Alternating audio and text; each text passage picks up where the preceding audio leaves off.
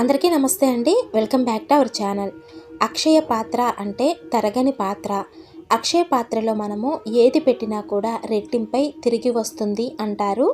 అక్షయ పాత్రను ఇంట్లో పెట్టుకోవటం వలన ధనము, ధాన్యము, సిరి సంపదలకు ఇలా వేటికి కూడా కొరత ఉండదు అని చెబుతారు. అటువంటి అక్షయ పాత్రను అక్షయ తృతీయ రోజు ఇంట్లో ఏ విధంగా ఏర్పాటు చేసుకోవాలి, అక్షయ తృతీయ రోజు ఏర్పాటు చేసుకోవటం కుదరకపోతే మళ్ళీ ఎప్పుడు ఏర్పాటు చేసుకోవాలి, మళ్ళీ ఏ రోజున తీయాలి, ఎలా తీయాలి, పాటించవలసిన నియమాలు ఏంటి అనే పూర్తి విషయాలను ఈరోజు వీడియోలో తెలపబోతున్నాను. అక్షయము అంటే వృద్ధి చెందటము. ఇంట్లో ధనధాన్యాలు, సిరి సంపదలు వృద్ధి చెందుతూ ఉండటం కోసం ఈ అక్షయ పాత్రను ఏర్పాటు చేసుకోవాలి. అక్షయ పాత్రను ఏర్పాటు చేసుకోవటానికి ముందు రోజే ఒక మట్టి కుండ, అలాగే కుండ మీద పెట్టడానికి మూత తెచ్చుకోవాలి. కుండను తెచ్చుకునేటప్పుడు ఎప్పుడూ కూడా ఒక్కటి మాత్రమే తీసుకురాకూడదు. కుండ మీద మూత అవసరం లేదు అనుకుంటే వాళ్ళ దగ్గర కుండతో పాటు ఒక చిన్న ప్రమిదనైనా తీసుకురావాలి. ఇక్కడ నేను కొద్దిగా పెద్దగా వెడల్పుగా ఉన్న కుండను తీసుకున్నాను. ఇలాంటి పెద్ద కుండలోనే ఏర్పాటు చేయవలసిన అవసరం లేదు. చిన్న కుండలో కూడా అక్షయ పాత్రను ఏర్పాటు చేసుకోవచ్చు. ఈ మట్టి కుండను ఇంటికి తీసుకొచ్చేటప్పుడు మీతో పాటు ఒక చాక్ పీస్ తీసుకుని వెళ్ళండి.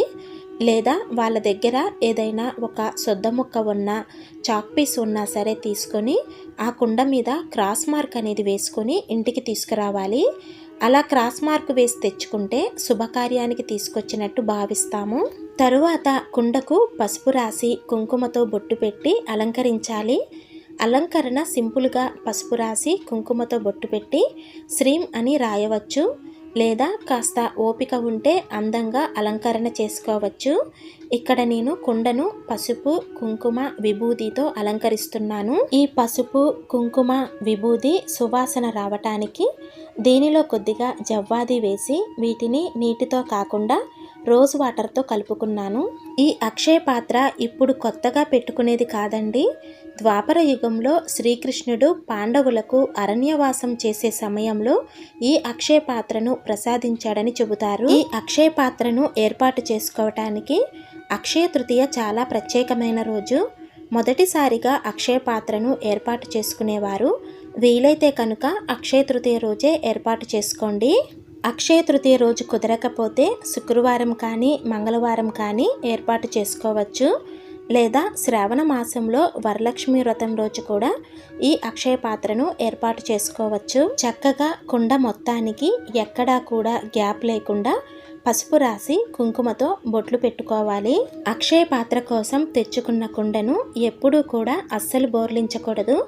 అలాగే ఈ కుండను డైరెక్ట్గా నేల మీద కూడా పెట్టకూడదు. అక్షయ పాత్ర కోసం కొత్తగా కుండను తెచ్చుకున్న రోజు నీటిలో నానబెట్టి ఉంచుతాము. అలా నీటిలో నానబెట్టిన తర్వాత తీసి ఒక ప్లేటులో పెట్టుకోవాలి. అంతేకాని నేల మీద పెట్టటము, బోర్లించటము చేయకూడదు. కుండను బోర్లించము కాబట్టి ఎంతో కొంత నీటి చుక్కలు ఉంటాయి. వాటిని ఒక శుభ్రమైన క్లాతుతో తుడిచి పూర్తిగా తడిపోయే వరకు కుండను ఆరబెట్టుకోవాలి. ఎందుకంటే మనము దీనిలో వేసిన వస్తువులు పాడవకుండా ఉంటాయి. అలాగే అక్షయ పాత్ర ఏర్పాటు చేసుకున్న రోజు ఇంట్లో నాన్ వెజ్ అస్సలు తినకూడదు. తర్వాత రోజుల్లో తిన్నా పర్వాలేదు. ఈ కుండను మనము ఏ విధంగా అలంకరించుకున్నా సరే కుండ మీద శ్రీం అనే బీజాక్షరాన్ని తప్పకుండా రాసుకోవాలి. అక్షయ పాత్ర మీద తప్పకుండా శ్రీం అనే బీజాక్షరం ఉండాలి. అక్షయ పాత్రను ఏర్పాటు చేసుకుంటే ధనధాన్యాలకు, అన్న వస్త్రాదులకు ఎటువంటి లోటు ఉండదు. ఆర్థికంగా బాగా కలిసి వస్తుంది. శ్రీం అనే బీజాక్షరాన్ని రాసుకున్న తర్వాత మన వీలును బట్టి కుండను అలంకరించుకోవచ్చు. ఇక్కడ నేను శ్రీం అనే బీజాక్షరం రాసిన తర్వాత రెండు పక్కలా కూడా స్వస్తిక్ గుర్తు వేస్తున్నాను. అక్షయ తృతీయ రోజు అక్షయ పాత్రనే కాక కుబేర కుంచాన్ని కూడా ఏర్పాటు చేసుకుంటే చాలా మంచిది. కుబేర కుంచం ఎలా ఏర్పాటు చేసుకోవాలి, పాటించవలసిన నియమాలు ఏమిటి అనేది కూడా మన ఛానల్లో వీడియో ఉందండి. వీడియో లింకు డిస్క్రిప్షన్లో ఇస్తాను. మీకు ఉపయోగపడుతుంది అంటే ఒకసారి చూడండి. అలాగే అక్షయ పాత్ర మూతకి కూడా నిండుగా పసుపు రాసి చక్కగా కుంకుమతో బొట్టు పెట్టి అలంకరించుకోవాలి. ఈ అక్షయ పాత్రను అక్షయ తృతీయ రోజు కానీ, శుక్రవారం రోజు కానీ, దీపావళి రోజు కానీ, లక్ష్మీదేవికి సంబంధించిన ఎటువంటి పండగ రోజైనా సరే ఈ అక్షయ పాత్రను ఏర్పాటు చేసి లక్ష్మీదేవి ముందు ఆగ్నేయ దిశగా పెట్టుకోవాలి.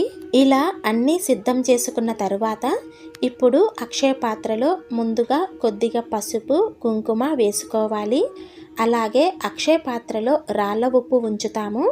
ఈ ఉప్పును మనము ఇంట్లో వాడేది కాకుండా కొత్త ప్యాకెట్ తెచ్చుకొని అక్షయ పాత్రలో పొయ్యాలి.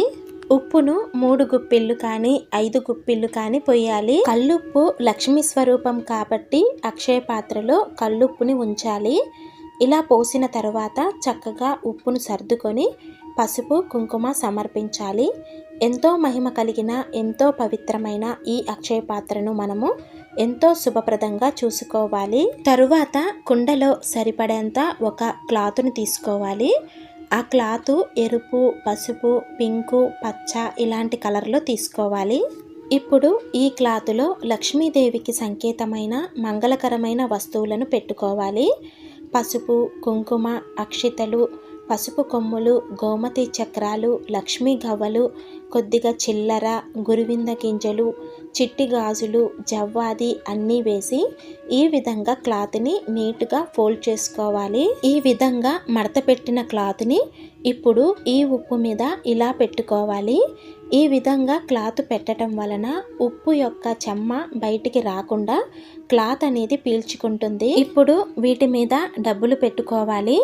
అయితే అక్షయ పాత్రలో డబ్బులు పెట్టుకునేటప్పుడు ముందుగా 11 రూపాయలు కానీ, 21 రూపాయి కానీ, 101 రూపాయి కానీ ముందుగా పెట్టుకొని తరువాత మిగిలిన డబ్బులు పెట్టుకోవాలి. ఎందుకంటే మనము ముందుగా పెట్టిన 11 రూపాయలు కానీ, 21 రూపాయి కానీ ఎప్పుడూ కూడా అక్షయ పాత్రలో అలానే ఉంచాలి. మనము కావాలి అనుకుంటే పైన పెట్టిన డబ్బులు తీసుకొని వాడుకోవచ్చు. అంతేకాని ముందుగా పెట్టిన 11 రూపాయలు కానీ, 21 రూపాయి కానీ కదిలించకూడదు. అలానే అక్షయ పాత్రను ఎప్పుడూ కూడా మూత తీసి పెట్టకూడదు. ఖచ్చితంగా మూత పెట్టి ఉంచాలి. ఈ విధంగా సిద్ధం చేసుకున్న అక్షయ పాత్రను ఒక రాగి ప్లేటు కానీ, ఇత్తడి ప్లేటు కానీ తీసుకొని గంధం రాసి బొట్టు పెట్టి ప్లేటులో ఒక తమలపాకు పెట్టుకోవాలి. ఇప్పుడు దీనిలో 3 గుప్పిళ్ళ బియ్యం పోసుకొని బియ్యాన్ని సమానంగా సర్దుకొని చదును చేసుకోవాలి. ఈ బియ్యంలో కొద్దిగా పసుపు, కుంకుమ వేసి ఇప్పుడు ఈ బియ్యం మీద అక్షయ పాత్రను పెట్టుకోవాలి.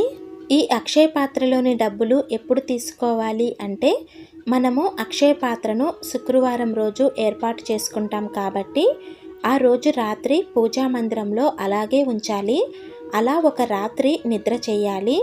బాగా అర్జెంటు అవసరము అనుకుంటే మరుసటి రోజు అంటే శనివారం రోజు పైన పెట్టిన డబ్బులు తీసి మనము ఉపయోగించుకోవచ్చు. అంతగా అవసరం లేదు అనుకుంటే కనుక అక్షయ పాత్రలో ఉన్న ఆ డబ్బులు అలాగే ఉంచేసి మంగళవారం రోజు తీసి ఇంట్లో ఉన్న బీరువాలో పెట్టుకోవాలి లేదా బ్యాంకులో వేసుకోవాలి. మంగళవారము అంటే మంగళకరమైనది మరియు మారు కోరుతుంది అంటారు.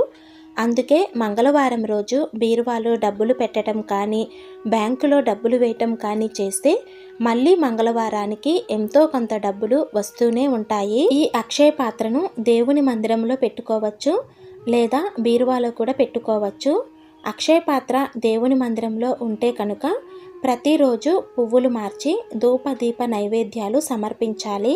ఇక అక్షయ పాత్రను ఎప్పుడు తీయాలి అంటే కనుక ఒకసారి మనము ఇంట్లో అక్షయ పాత్రను ఏర్పాటు చేసుకున్నాక అది ఎప్పటికీ అలాగే ఉండాలి. అలాగే అక్షయ పాత్రను ఎప్పుడూ కూడా నీటితో కడగకూడదు. అలా కడిగితే ఆ పాత్రకు ఉన్న శక్తిని కోల్పోతుంది. ఒకవేళ అక్షయ పాత్రలోని ఉప్పు కరుగుతున్నట్లు మీకు అనిపిస్తే నెలకొకసారి అక్షయ పాత్రలో ఉప్పును మార్చుకోవచ్చు. లేదంటే 3 నెలలకొకసారి ఉప్పును మార్చి మిగిలినవన్నీ యథావిధిగా పెట్టుకొని నిత్యము అక్షయ పాత్రను ఎక్కడ ఉంచుతారో అక్కడే యథాస్థానంలో పెట్టుకోవచ్చు. అక్షయ పాత్రలోని ఉప్పును 3 నెలలకొకసారి మారుస్తూ పైన ఉండే ధనాన్ని ప్రతి శుక్రవారము వేస్తూ మంగళవారం తీస్తూ ఉండొచ్చు. అయితే అక్షయ పాత్రలోని ఉప్పును మార్చాలి అనుకుంటే శుక్రవారము మంగళవారము కాకుండా చూసుకొని మార్చుకోవాలి. అంతేకాని ఎట్టి పరిస్థితుల్లో మంగళవారం కానీ శుక్రవారం కానీ అక్షయ పాత్రలో ఉన్న ఉప్పును మార్చకూడదు. ఇంట్లో అక్షయ పాత్రను ఏర్పాటు చేసుకున్నట్లయితే ప్రతి నెల జీతం రాగానే ఆ జీతము ఆ అక్షయ పాత్రలో పెట్టి ఒకరోజు రాత్రి నిద్ర చేపించి మరుసటి రోజు ఉదయాన్నే తీసి వాడుకోవచ్చు.